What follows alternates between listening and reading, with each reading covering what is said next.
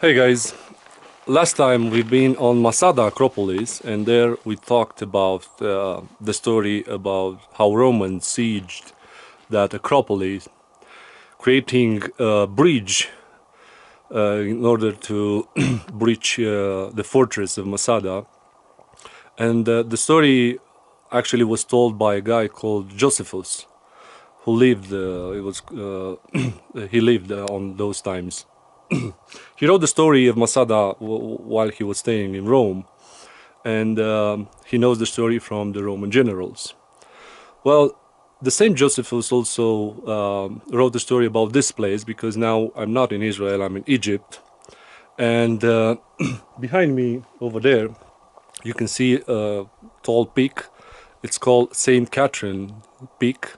It's the highest mountain in Egypt. It has 2,629 meters.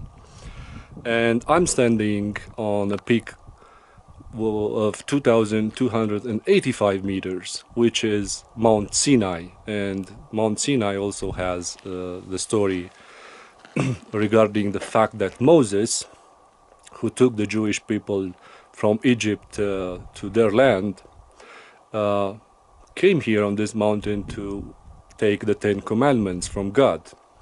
So Saint Catherine comes from a monastery that was built first in the 4th century on Mount Serbal, which is that mountain over there. And after the story of Josephus, who said that the Ten Commandments of Moses were given on the highest mountain of Sinai Peninsula, they believe that it was the mountain that we are standing right now, because they believe that this mountain was higher than Mount Saint Catherine. So in the 4th century, first monastery, probably the oldest monastery, a working monastery in the world. Also, there's a second monastery of Saint Anthony on the other side of the Red Sea, where they also claiming the same title. So in the 4th century was the first. In the 4th century was the first monastery built on the foot mountain over there, and then in the 6th century, 200 years later, they move it here on the foot mountain of Saint Catherine. Actually, the monastery is in the opposite direction. Sinai Peninsula is actually a land bridge between Africa and Asia, and it's mainly a desert, but the view from up here, it's quite astonishing. It's a beautiful sunny day, and today is also the election president day in Egypt.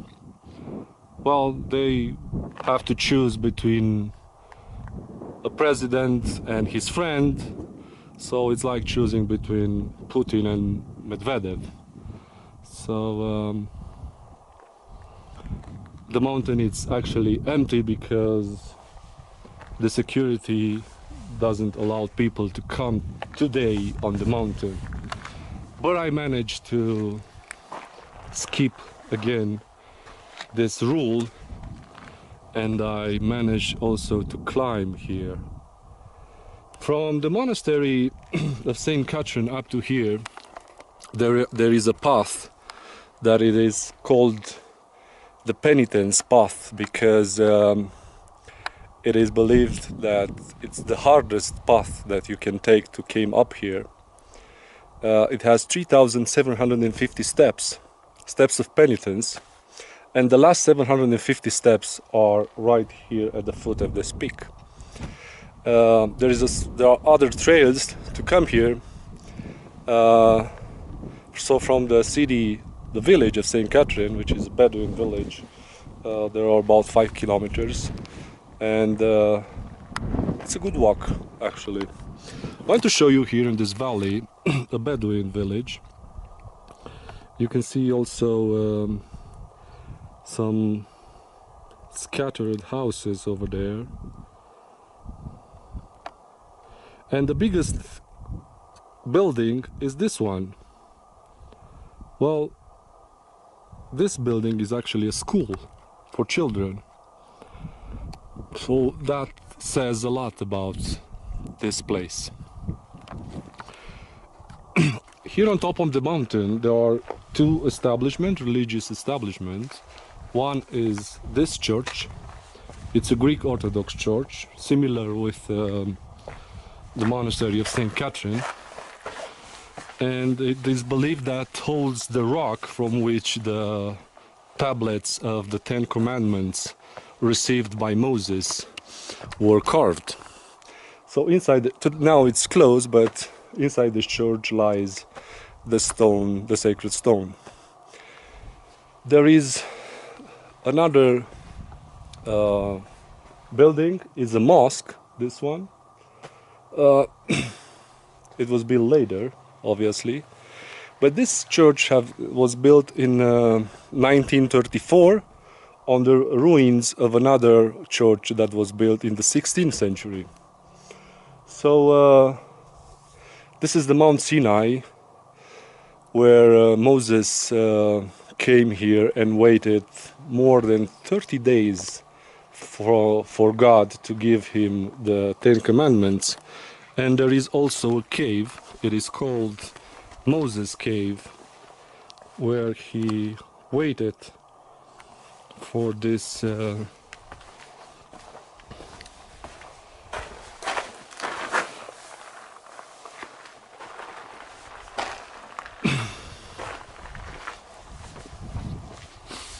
well, Egypt is quite a big country.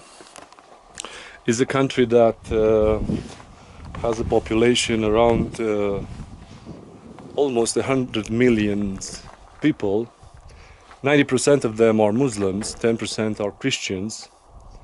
And the entire Sinai Peninsula is actually a huge desert. Most of the population are living along the Nile. And it's interesting tradition and culture here in Egypt. I came from Israel to the border control of Taba, passed through Dahab and went to Sharm el-Sheikh, where I had a beautiful dive on the reef of Fanar. Lots of places over there for scuba, and a beautiful experience. And from Sharm el-Sheikh I came back in the middle of the peninsula to see this mountain, to visit it, to have a prayer, and to see this marvelous landscape. Rocks, huge mountains, lots of valleys, a desert place.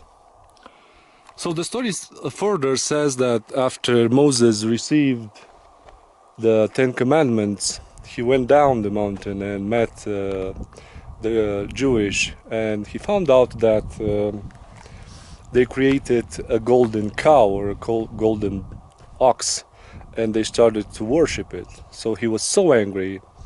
He also broke the tablets in his anger, and also God was angry about this act. So that's why he punished the Jews to wander around this desert for 40 years. So that's the biblical story, and that's the biblical place. Well, that's what some are saying. There are lots of other versions of the story, but the Christians and Muslims are together pilgrims of this place, and it's quite a beautiful place to have a hike. For example, to go to St. Catherine Mountain, over there there's a trail. You can see it zigzagging through that valley all the way to the top. So St. Catherine is the peak with a building on top of it. There's a second peak over there with an antenna, but the peak is this one, 2,629 meters. Highest peak in Egypt.